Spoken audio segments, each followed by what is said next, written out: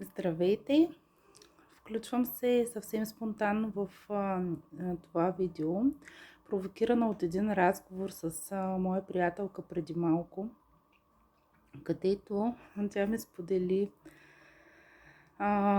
ти ж знаеш ли, че каквото и да правя, постоянно в главата ми звучат думите на мама и на тати, че това е твърде трудно, че да, идеята ми е много хубава, но тя няма да стане, защото сме в България, че наистина трудно се случват тук нещата и, и в този, нали, този ред просто каза думите им, постоянно звучат в главата ми и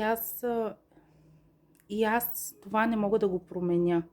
Не мога да изляза от него. Аз знам, осъзнавам, че това не е мое, но не знам как да го променя. Това бяха нейните думи, при което в мен прещрака следното. Тъй като аз доста отдавна визуализирам и доста неща съм отработила по този начин, и просто нямаше как да не го споделя, защото то вече напира да излезе от мен. То иска да види свят и иска да бъде полезно. Това, което аз съм преминала, преживяла и знам, че работи. И затова я посъветвах следното, както и вас. Всеки човек има думичките на мама и тати в главата.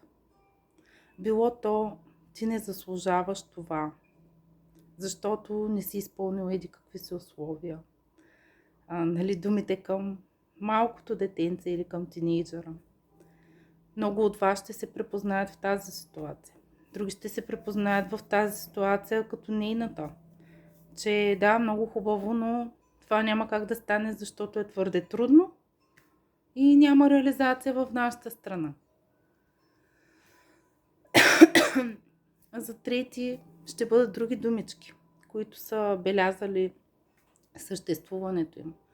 Някои могат въобще да не го осъзнават все още, но има много хора, които пък вече го осъзнават, но не знаят как да го отработят и търсят отговорите.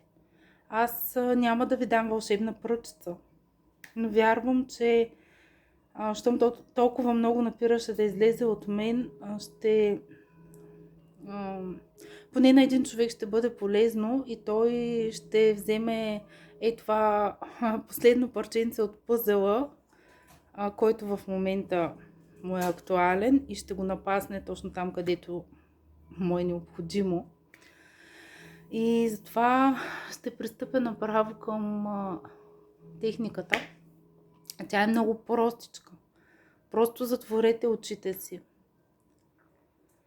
Затворете очите си и си представете, че сте онова малко детенце, което е било тогава или на тинейджърска възраст, и им казвате на вашите родители, в смисъл, представете си и тях пред вас и кажете им това, което сте искали да им кажете тогава. Чуйте какво те ще ви кажат. Усетете го, осъзнайте го. Не бягайте от усещанията и чувствата си в никакъв случай. Може в момента да се ядосате, може да излезе нещо, което сте го потиснали тогава, като чувство, като емоция. Усетете го. Не бягайте от него, дайте му пространство да съществува точно такова, каквото е.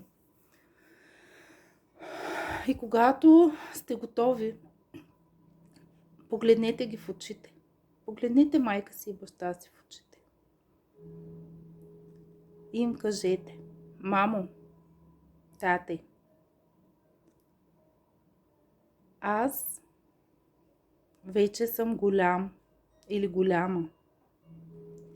Аз вече сам нося отговорност за моя живот. И аз вече Знае как да се справя с него. И дори да падна, аз зная как да стана. Благодаря ви за тези съвети, които сте ми давали. Знам, че сте го правили за мое най-добро.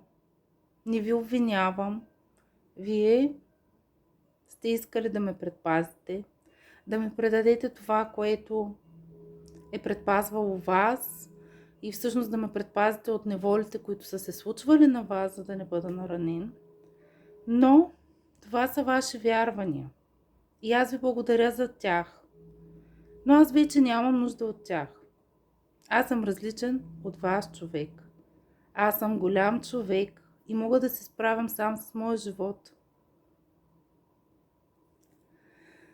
И всъщност може да им кажете каквото вътрешно на вас напира.